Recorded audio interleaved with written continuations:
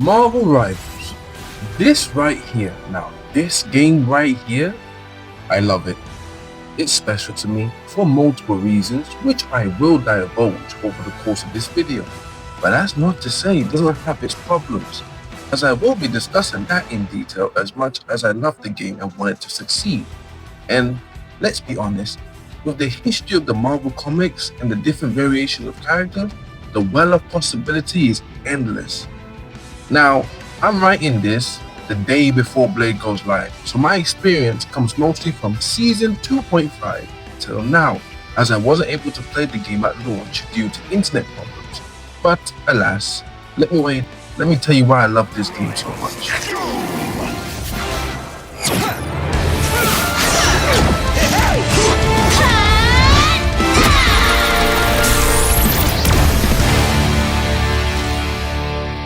Now, I'm just gonna get it out of the way, as the comparisons have been made and said over and over between this game and Overwatch.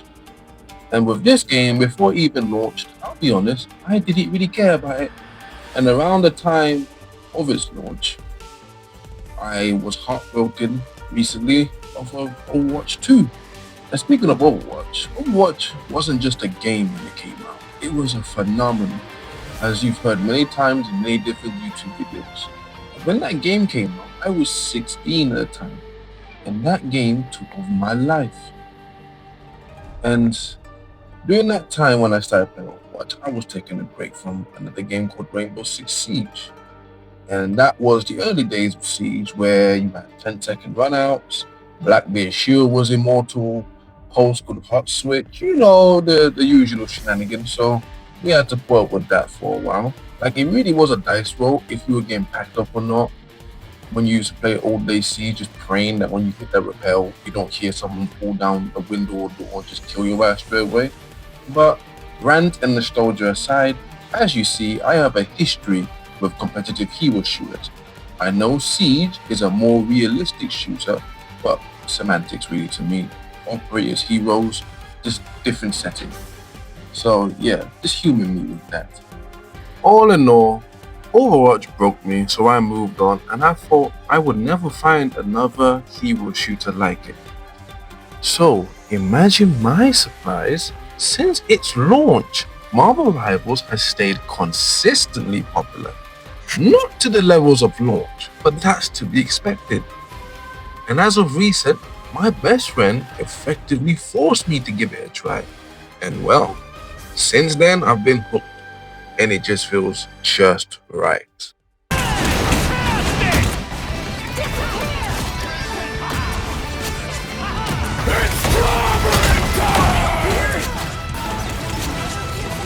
Tremble before fire!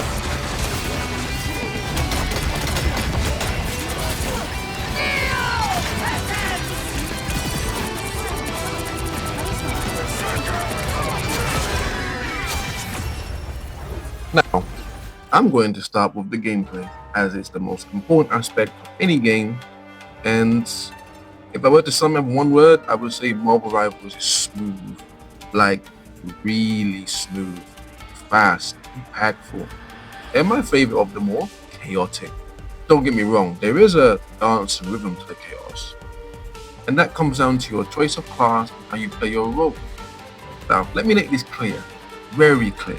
This is a team game. I know it may sound patronizing to me to say that, but it seems to be lost on a lot of the community right now. More on that in the section on the problems of the game. Now, I'll start with my favorite class in the game, Vanguard, or more generally known as the tank. And these are the front line, the team. Our job is to push with the team, soaking up damage while not feeding enemy ults. Also peeling for your backline if needed, making space for our team, and most importantly for some tanks, causing mass disruption. Different tanks perform better at different roles. Take the Thing, my favorite tank. He is an absolute unit of disruption and just an immovable object. His Shanxi Street Charge is just chef's kiss. If you learn how to steer it and use it in multiple ways, Take, for example, you can charge in from an off angle, disrupting the backline of the enemy supports. And if things get dicey, you have a move that allows you to leap towards an enemy or an ally. So you can always jump in and out when you need to, making a quick exit back to your team if necessary. And he also has his passive, which makes him immovable. So he can't be moved by CC. He can still be CC, which is stunned, but he can't be moved. Like, for example, Mr. Fantastic has a move that allows you to latch onto an enemy and pull them towards you. You can't move him. Anything that would like move him or lift him doesn't work with him. It's one thing I do like. Moving on to my second favorite tank, Emma Frost.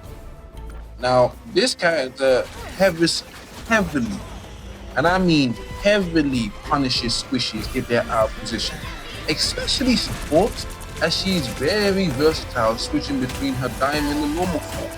And one thing I love about her is if you don't deal with the Emma Frost that will aim for the backline, or if the fight persists, she only outputs more damage depending on how good her accuracy. So she really is one of the best tanks in the game, in my opinion.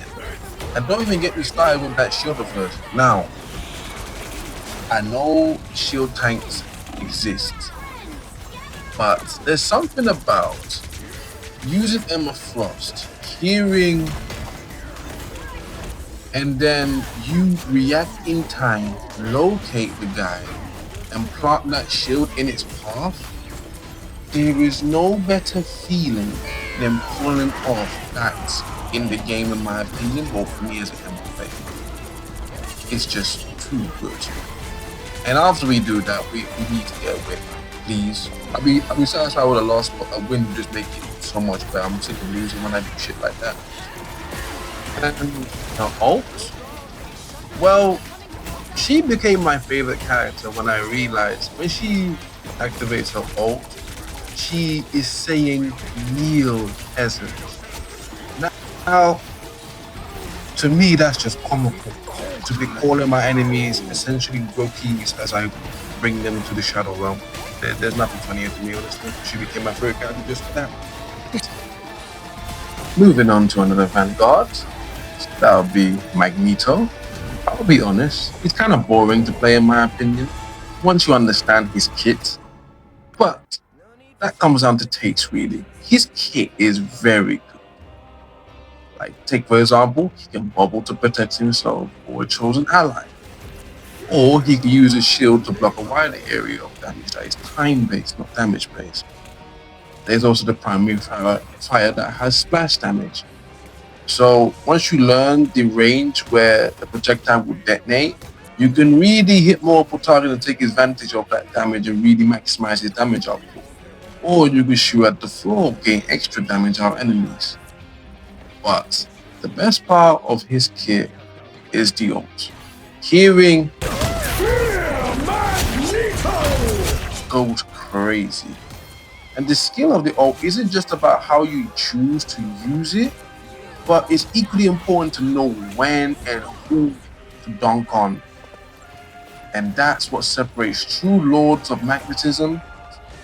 Moving on to Thor players. Now, Thor's, well, right now he's kind of getting hold by the developers. Like, he might as well be DPS with the way he's going.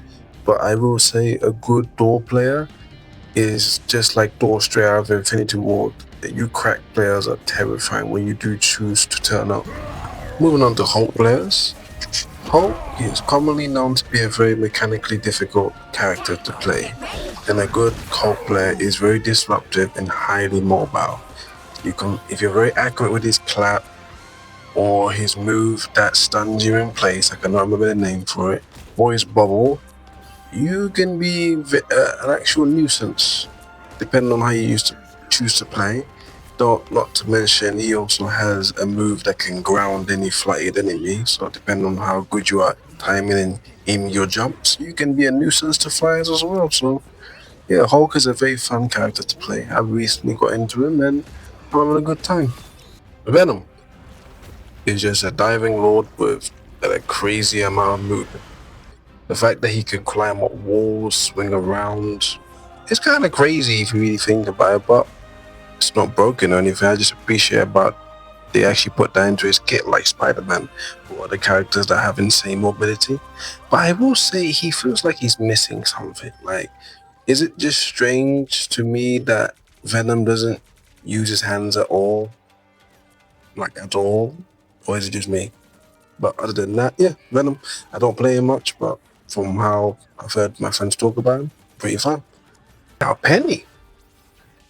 Where do I even begin with this absolute menace? Now, it seems to run in the family because call me J. Jonah Jameson for how I see Spider Man in this game. But yeah, Penny is a unique character in the right hands of a player that knows how to soul control and lock somewhere down. And if you've got a good team comp, it's an absolute nightmare to play against her, especially if your teammates continuously run into the minefields. But or ignore her mind spawner. Can't remember the name of the move, but yes. But all in all, yes, Penny Parker is a very good defensive tank. Very good Penny Parker can even use it offensively, but those cracked players are rare and far and few between. But she is a high IQ character. Much respect to all the cracked Penny players out there. Coming down to the last three, I'll start with Mr. Doctor Strange. Well, I don't need to really say anything considering the fact that this man literally has a technical marvel in his kit. No pun intended, so I'm gonna leave it at that. The fact that his portal works is crazy, especially in an online environment, carrying momentum and everything. Moving on, we have Groot. Now, Groot players, I have a serious hate-love relationship with y'all. Because if I'm honest with myself, I really do respect a good Groot player that is very precise and strategic with them walls, blocking all my heals and punishing the smallest mistake I make, and turning it from a 6v6 hero shooter to an absolute firing squad, and I'm the victim each time. But on the other hand, y'all really make me want to crash out sometimes due to that behavior. And I'm convinced most good players aren't natively tank players. They just hate tank players and want to watch them suffer. And finally, onto my favorite Avenger, Captain Steve Rogers, or better known as Captain America. Now, Cap players are just pests. I'm gonna be real. And just like real pests, left unchecked become an absolute problem, especially in your backline just being an absolute nuisance. And good Cap players are basically immortal in this game because of that high mobility his kit has. So if you get a Cap player on point and you're just trying to get rid of him, a lot of the time when he almost dies, all you hear is "Assemble!" Just like, oh, here we go. You can't kill the brother until his whole team gets back. But to the bad Cap players, my brothers in Christ, please put the shield down and just switch because it ain't working. It's not working. Duelists and strategists. Now, I mostly play tank, so I can't really go into depth for many of them. So I'll start with the ones I play the most. And that will be beginning with How Long Do You Want It, Mr. Reed Richards, or Mr. Fantastic. This man is my favorite Marvel character of all time, and I'm so happy they did him justice with his kit that feels perfect with his primary fire that is essentially extreme range punches, which has a bit of tech to them as while the arm is stretched out, you can whip across your screen to correct your aim or hit multiple targets. Then moving on to another move in his kit, he has the thrust, as I call it, allowing you to hook onto an ally, which allows you to peel effectively for your supports, giving yourself and your allies shield, or you can hook over to an enemy, bumping them, displacing them, whilst providing yourself with shield, doing a bit of damage to them. So it depends how you want to make that move work in your arsenal. Then he also has wide body mode, which you can absorb a certain amount of damage and then reflect it back at people. There's a certain threshold to it, but I don't know specifics. And his last and final move gives him two options. He can either latch on to an enemy and then double hook them, which will pull them into his direction, like I think about 8 meters set distance. Or you can latch onto a separate enemy and bash them together like cartoon characters and do a bit of damage whilst also displacing them. So it all comes down to what you want to do in the actual moment. Bringing all these moves together, what makes his kit special to me is the fact that all these moves work together to fill a bar in the middle of the screen that gives him access to his wide tank mode, his buff mode, shall I say. And in this mode, you do amp damage, you gain 300 bonus shields. So you're essentially like a tank for about 6 seconds. Very useful depending on how you trigger it, when you want to trigger it. You can even hold it for a second by animation cancelling if you don't want to go into it straight away. It just depends on how you want to use it. But very effective. I enjoy it a lot. And that's just Mr. Fantastic's kit. You could only imagine how versatile the kits are of all the other duelists and strategists in the game, such as Wolverine, who is a tank buster, Spider-Man, who's just a menace in the backline, but he's been nerfed to all hell, Lockguard lords such as Namor, Punisher, with that damn torrent, and if you get too close you get sent to the Shadow Realm by that shotgun. And don't forget the flyers, who people just seem to not be able to lock up in this game, and that will go to Iron Man and Ultron especially. And don't ever get me started on the Human Torch. It's like people don't even see him up there. And now I have even less to say about the supports, or the strategists as they're called in this game. I will acknowledge that they are very important for your team, because once your supports go down, then the team basically flatlines. So a very good team comp is very important, and shout out to all my supports out there that keep us alive, especially you good ones that have good positioning and know how to push with your tank, and tanks that don't come out of your healer's field of view then complain I was getting no heal. Now, team-ups. Team-ups are a brilliant idea and take on the jungle. Team-ups really do allow this game to cover its own niche in the gaming sphere, and this isn't any just phoned-in mechanic in the game. And the team-up system does two things in my eyes. One, it truly does bring the superhero team-up aspect of the lore to the gameplay front, more than just being on the same team as other heroes. So my favorite team-up right now is Human Torch and The Thing, that is very recent. Or you have team-ups like Rocket with Penny Parker that buffs her mines.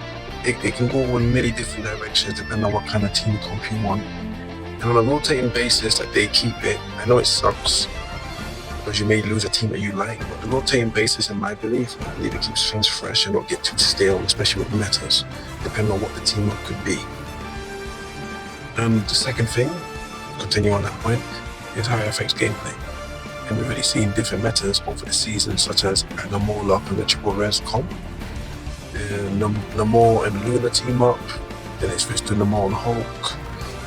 Mag used to have a team up that gave him a sword when he used to team up with Magic. Venom and Spider-Man symbiote team up. And the list goes on. Yeah, a really funny one is the Wolf home run, as I call it, because you can chuck Wolverine like a rabid animal into the backline of enemy teams with either the Hulk or the Thing. And it's really funny to watch him go, especially with his new team up with Jean Grey. And yeah, when it first came out, it was busted, but they thankfully nerfed it a bit. But yeah, that life still go crazy. I'm really looking forward to the future of team-ups in this game and what kind of dynamic team-ups there's going to be. Another thing team-ups can do, they can also create different comps that are not usually viable. That's one thing I'm liking. Recently, our newest one, I haven't played it yet, is apparently we're gonna get a Luna and Admiral Morlock comp, which is never heard of since the game has been released, from what I've heard. Okay, this would be a very, very mini segment because I don't believe I'm qualified enough to speak on this, and to me, I don't really have any problems with the maps in Marvel Rivals so far. If I were to say I have a problem, it'd probably be the anti-gravity nonsense on the Wakanda maps. Good lord, I hate that crap when it turns on a long time. Other than that, the maps feel smooth. I really do love the in-game destruction. It may seem like a gimmick, but in the hands of the right players, you can really create some sight lines and do some crazy work. So yeah, the maps in this game, for me, acceptable. Maybe I'm wrong there, let me know in the comments. But yeah, moving on to the next section. Now I'm gonna talk about things in this game that tend to grind my gears, and understand all these things come from a place of love, because I do love this game and I want it to succeed in the future and last longer. So I'm going to begin with challenge-based progression. Now, it seems we didn't learn our lesson with Halo and a bunch of other games that implemented this, but why? Why do I need to complete a challenge to unlock stuff in a battle pass I paid for? Why are you gating how quickly I can unlock stuff I paid for? Why? Is it because you want me to play the game for longer? Okay. But is that still a good enough reason? No, not in my opinion. I just can't stand the challenge-based system. It generally makes me stop playing this game for long periods of time. Sometimes if I have no challenges to do, it's that irritating. And continue with the microtransaction talk. How is a skin gonna cost me 20 quid or like 15 quid, which is essentially like, that's either half the price of Helldivers or a third of a bloody AAA game. Well, what used to be a AAA game when they were 60 quid, but now 70 going on to 80. But you get my point. Like, why is skin so flipping expensive? I don't get that one. Oh yeah, these just come off the top of my head. This part of the video is unscripted because I couldn't write anything on my script because it just turned into a long paragraph of hate. So I just bullet pointed each topic and I'm just gonna speak my mind about it. Second thing, what is with is it called a defeatist mentality, or like people just throwing or giving up so easily in this game? Like they lose one team fight and then they immediately vote to surrender, and I'm just sitting there like, what's up with people wanting to give up so easily in this game? And it's never just that. You don't want to play together as a team, but then you're complaining you're losing. Please make it make sense.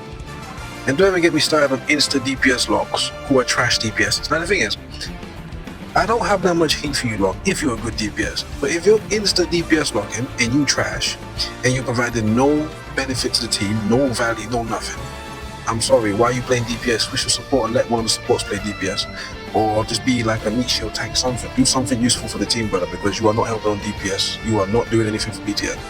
Like, I think some people take DPS and apply that literally where they think it just means do damage. No, it does mean that, but it also means find off angles, be useful to your team. Like, come on. As an extension to that topic, let's talk about competitive mode. Now, going back to the defeatist mentality. Why play ranked or competitive if you're not going to go in there to give it all? Because I'm pretty sure if you look up the definition of competitive, it means going into an environment, providing that you want to give it your hardest try, like you want to try your best in a competitive environment. So if you about that crap where you just want to give up so easily, then stay your ass in ranked. Don't come into competitive and ruin our games, because we can have fun whilst also being competitive. Like, come on. Don't ruin it for everybody else just because you don't want to take it seriously. That's why competitive exists and casual exists. But now y'all want to keep coming in here. And it's another thing where, like, you could even talk nicely to these people and like suggest, hey yo bro, we're not doing so well right now, can you switch, or I'll switch with you? And either they ignore you and just let the team lose, or they just talk back with some absolute nonsense like you're attacking them. And I've just given up at this point. So why don't they use text chat or voice chat? Because the higher the rank you go, the worse the trash gets. Like, I thought it's meant to get better, but nah, what is going on? And the whole way the ranking system works in this game, where you can basically brute force your way to the top rank if you just play enough. In the beginning, I don't know how I felt about that, but now I'm starting to feel like this is a trash rank system when I really think about it. And please remove engagement-based, optimized matchmaking, if that's what it's called. And if you don't know what that is, it's essentially where the game like match makes you to make you want to play the game for longer. So let's say you gain wins, the game's like, nah, let's put you in the lobby here so you get a loss. It basically turns the game into a grind, an artificial grind where you have no control, and it is very irritating.